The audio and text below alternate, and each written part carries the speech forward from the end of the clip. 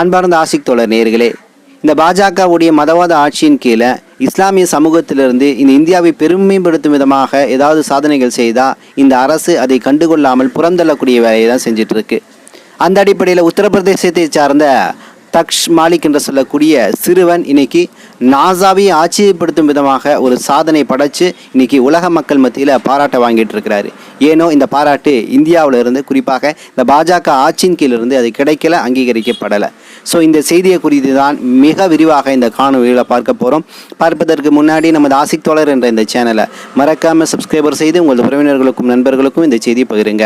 மறக்காமல் கீழே இருக்கக்கூடிய பெல் ஐக்கானை கிளிக் பண்ணுங்கள். இதன் வழியாக நமது செய்திகள் உடனுக்குடன் உங்களை வந்தடையும். வாங்க அழகான தரமான சம்பவத்தை குறித்து பார்ப்போம். அன்பார்ந்த ஆசிக் தோழர் நேயர்களே, கடந்த நூற்றாண்டுகளில் இஸ்லாமிய சமூகத்திலிருந்து பல்வேறு ஆராய்ச்சியாளர்கள், அறிவியலாளர்கள், இயற்பியலாளர்கள் என்று பல்வேறு அறிஞர்கள் தோன்றி கொண்டு தான் இருக்கிறாங்க. ஆனால் அவர்களை இந்த பாசிச ஆட்சியின் கீழே, ஜியோனிச ஆட்சியின் கீழே இருக்கக்கூடிய ஆட்சியாளர்கள் வேண்டுமென்றே புறந்தள்ளக்கூடிய வேலையை, அவர்களுடைய திறமையை மறைக்கக்கூடிய வேலையை தொடர்ந்து செஞ்சிட்ருக்கு. அவர்களுக்கு அடிமையாக இருக்கக்கூடிய இந்த மீடியாக்களும் இந்த வேலையை தான் செஞ்சிட்ருக்கு.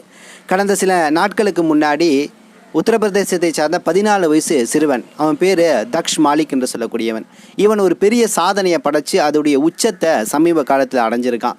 2023 இருந்தே இவன் அறிவியல் மீதான, ஆராய்ச்சியின் மீதான, குறிப்பாக வானியல் ரீதியான தேடுதலில் ஆராய்ச்சியில் ஈடுபட்டிருக்கான்.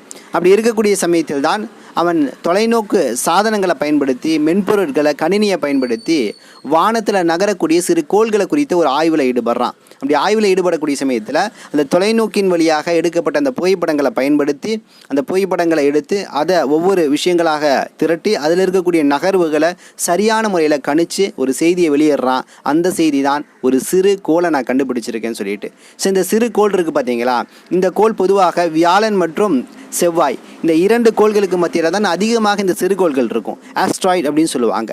ஸோ எரிக்கல் என்பது வேறு, இந்த துணைக்கோள் என்பது வேறு. எரிக்கல் என்பது சிறிதளவு துண்டு துண்டாக பிரபஞ்சத்தில் பரவி போய் கிடக்கும், அதாவது பால்வழியாண்டத்தில் பரவி கிடக்கும்.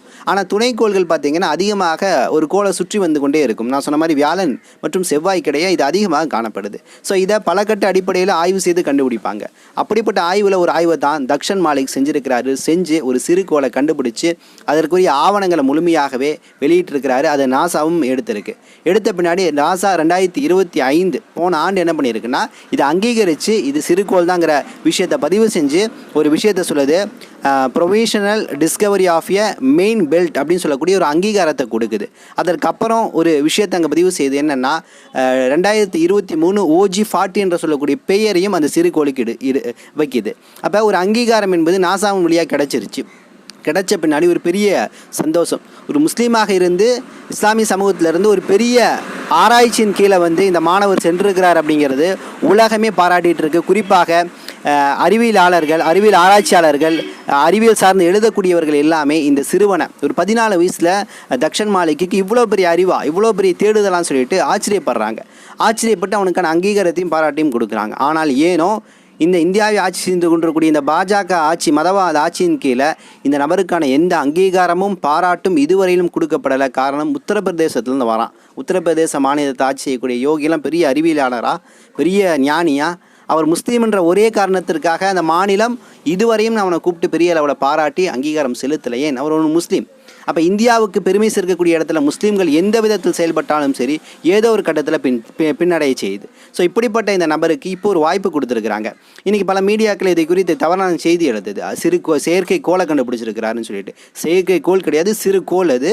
அதே போல் இவருடைய பேர் அதுக்கு வச்சுருக்கிறாங்க, தக்ஷன் மாலிக்னு சொல்லப்படுது. அது பேர்லாம் வைக்கப்படலை, இவருக்கு சஜஷன் கொடுக்கப்பட்டிருக்கு. அதாவது எந்த அளவுனா, இதற்கான பேரை நீங்களே சாய்ஸ் பண்ணலாம்னு சொல்லிட்டு அவர் 2-3 பேரை வந்து கண்டினியூ அப்படிங்கிற மாதிரி 2-3 பேரை வந்து ஆங்கிலத்தில் சாய்ஸ் பண்ணியிருக்கிறாரு. இப்போ அதையும் ஆய்வு செய்து தான் அதை வைப்பாங்க. ஆனால் இவர் சஜஷன் செய்யக்கூடிய பேரை பரிந்துரையின் கீழே எடுத்துக்கொள்ளக்கூடிய அளவுக்கு இன்றைக்கி நாசா வந்து இவருடைய இந்த விஷயத்தை, ஆய்வை வந்து அங்கீகரிச்சிருக்கு. அப்படிங்கும்போது உள்ளளவு ஒரு மிகப்பெரிய மகிழ்ச்சியான விஷயமா இருக்குது. ஸோ அப்போ நிச்சயமாக இந்த தக்ஷ் மாலிக் என்று சொல்லக்கூடிய இந்த சிறுவனுக்கு அல்லாஹ் பெரிய ஹைரை கொடுக்கணும். இன்னும் வருங்காலத்தில் APJ அப்துல் கலாம் போன்ற பெரிய விஞ்ஞானியாக மாறி அனைத்து சமுதாயத்துக்கும், குறிப்பாக இந்தியாவுடைய வளர்ச்சியில் பெரிய பங்களிக்கணும் அப்படிங்கிறது நமது ஆசையாகவும் வாழ்த்துக்களாகவும் இருக்குது. உங்களது துவாக்களை அதிகமாக முறையில் தக்ஷன் மாலிக்கு வைங்க. அதே போல் மற்றொரு சிறுமியையும் இந்த இந்தியா வந்து மறந்துருச்சு. இன்றைக்கி கார் ரேஸ் அப்படிங்கிற அந்த ஃபீல்டில் பார்த்திங்கன்னா பெண்கள் குறைவு தான். ஆனால் அந்த இடத்துல ஒரு பெண் ஹிஜாபோடு ஒரு சிறுமி இன்றைக்கி போய் ஒரு சாதனை படைச்சிருக்காங்க அப்படிங்கும்போது ஒரு பெரிய விஷயம். ஆத்திகா மிர் என்று சொல்லக்கூடியவங்க கிரீஸில் நடைபெற்ற அந்த கார் ரேஸில் கலந்து கொண்டு முதல் பரிசு பெற்று இந்தியாவுக்கு பெருமை சேர்த்துருக்கிறாங்க. ஸோ இந்த செய்தியும் இன்றைக்கி இந்த மீடியாக்கள் பெரிய அளவில் போடலை. ஒரு சில மீடியாக்கள் வந்துச்சு. எந்தெந்த மீடியான்னு கேட்டிங்கன்னா இந்தியன் எக்ஸ்பிரஸ்ஸு, இந்தியா டுடே, இது போன்ற மீடியாக்கள், இந்தியா டைம்ஸ் போன்ற செய்திகளில் கொஞ்சமாக வந்துச்சு தவிர பெரிய அளவில் இந்தியாவுக்கு பெருமை சேர்த்துருக்காங்க இவங்கெல்லாம் அப்படிங்கிற அளவுக்கான செய்திகள் வரல. இதே போல் நீங்கள் 2017 ஒரு சம்பவம் நடந்துச்சு. நமது தமிழ்நாட்டில் கரூர் மாவட்டம் பல்லவட்டியில் இருக்கக்கூடிய ஒரு அன்பு சகோதரர். அப்போ அவர் கண்டுபிடிக்கக்கூடிய சமயத்தில் இந்த கண்டுபிடிப்பு அவருக்கு வயசு 18 வயசில் அவர் கண்டுபிடிச்சார். அவர் பேர் வந்து ரிஃபாத் ஷாருக். கண்டிப்பாக கேள்விப்பட்டிருப்பீங்க, பல நபர்கள் கேள்விப்பட்டிருக்க மாட்டீங்க.